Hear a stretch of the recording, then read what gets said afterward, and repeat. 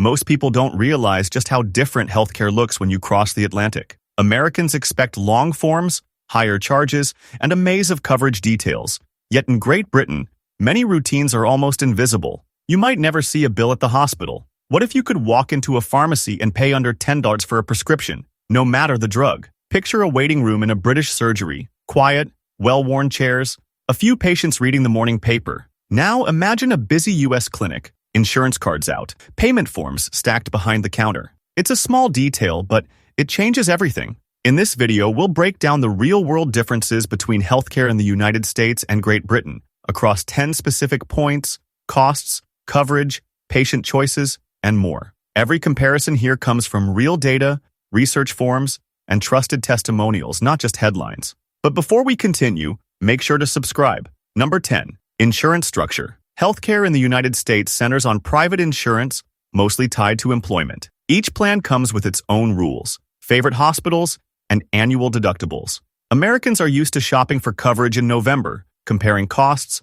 and hoping their doctor stays in network next year. In Great Britain, the National Health Service, or NHS, covers nearly all residents automatically. There's no shopping for basic coverage. Insurance isn't tied to a job, and most people never see an insurance card. Maybe you've noticed this yourself. When was the last time you visited a hospital and had to show a card or sign claim forms? Americans find this simplicity surprising. Number 9. Out-of-pocket costs. For many Americans, every doctor's visit means a payment, from a $20 copay for regular appointments to $27.50 or more in out-of-pocket maximums before insurance pays everything else. Prescription drugs add another variable, often running $140 monthly or more for someone with chronic needs. In Britain, NHS prescriptions in England cost a standard $9.65 per item, no matter how expensive the medication. Scotland, Wales, and Northern Ireland don't charge at all for NHS prescriptions. No annual deductibles, and nearly all hospital care incurs no direct charge. Most Americans are surprised to see a total hospital bill of $0 even after major surgery. Number 8. Family coverage differences. Employer insurance in the U.S. means each family member adds significant cost. A single person might pay $28 per month for their own plan. Covering a spouse and child can jump premiums to $708 monthly, over 20% of a $4,000 pre-tax salary. Americans often spend hours calculating what happens if someone changes jobs or gets sick. British NHS coverage extends to all legal residents regardless of family size, employment, or ongoing health conditions. There are no higher premiums to add children or a spouse.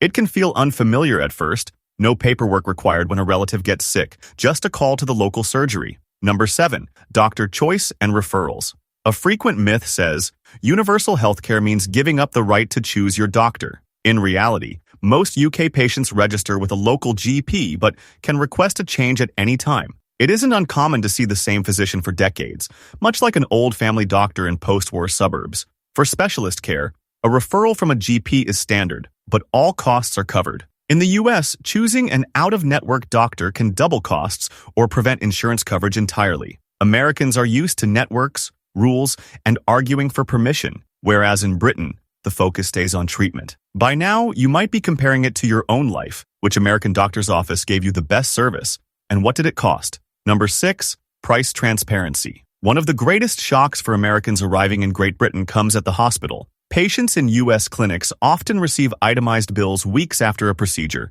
with line items for every bandage, scan, and medication. The total can reach thousands.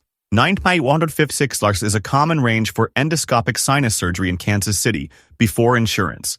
Even after coverage, patients can pay thousands out of pocket. In Britain, hospital patients rarely see a bill. The NHS negotiation process happens behind the scenes. Whether you break a leg or arrive for scheduled surgery, discharge means focusing on recovery, not invoices. Most Americans react to this with a mix of relief and disbelief. Number 5. Prescription drug costs. Prescription medication is a major burden in the United States. High deductible plans may not cover medications at all until thousands have been paid yearly. For example, a new drug in the U.S. can cost $1,470 per shot, administered every 2 weeks, adding over $38,000 per year. It isn't unusual to see a U.S. pharmacy visit total $100 or more for a single pickup. The NHS standard charge per prescription is $9.65 in England and $0 elsewhere, regardless of the drug's retail price. Annual prepayment certificates let patients cap costs at 111.60 for unlimited prescriptions per year. Most Americans wouldn't believe how universal this access actually is. Number 4. Waiting times. A common critique warns that universal healthcare leads to longer waits. It's a real concern, but the pattern is complex. In Great Britain, the average wait to see a GP for non-emergency care is about 4 days. Private insurance holders in Britain may see a doctor slightly faster, often in 3 days or fewer. Americans can sometimes access same-day appointments, but studies show the U.S. ranks third to last compared to other developed countries for next-day or same-day visits.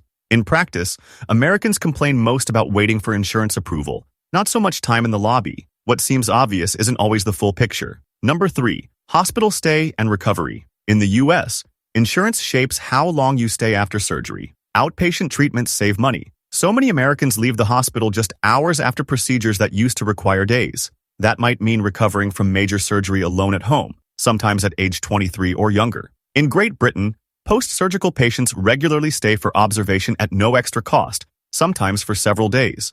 Nurses monitor for complications, and social workers arrange aftercare visits if needed. The sight of a crowded U.S. waiting room full of patients comparing bills feels far from the quiet recovery wards in London or Manchester. This contrast can create a real sense of safety for British residents and a bit of disorientation for newcomers. Number 2. Financial risk and bankruptcy. Here's what rarely gets discussed openly. In the United States, 66.5% of all bankruptcies link to medical costs or income lost to illness, 2 out of 3 cases.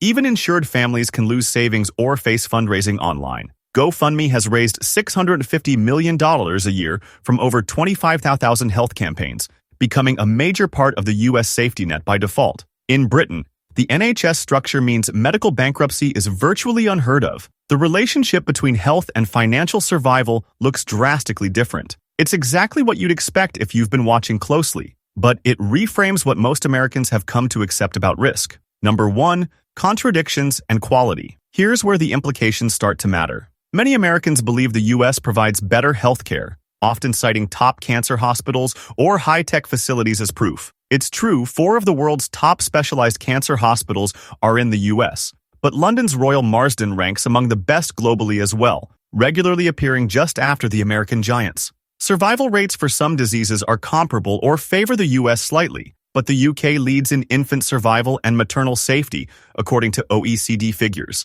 Americans expect that paying more guarantees better care, but the evidence shows a patchwork. Outcomes depend on disease type, access to prevention, and even geography. Think about your own experience for a moment. When was the last time you compared the cost of a single prescription in the US and Great Britain? The gap can be striking. So here's the contradiction. The US system offers world-class individual care for those who can pay, yet remains the only major country where a health crisis often equals a financial crisis. The NHS delivers universal baseline care for everyone, but sometimes at the cost of longer non-urgent waits. These trade-offs challenge what most of us believed growing up. Before smartphones, Americans expected hospitals to secure communities and families, not to build them for years. Today, deciding which system is best depends on whether you value individual speed and options or system-wide security. Drop your thoughts in the comments and don't forget to like and subscribe for more content like this.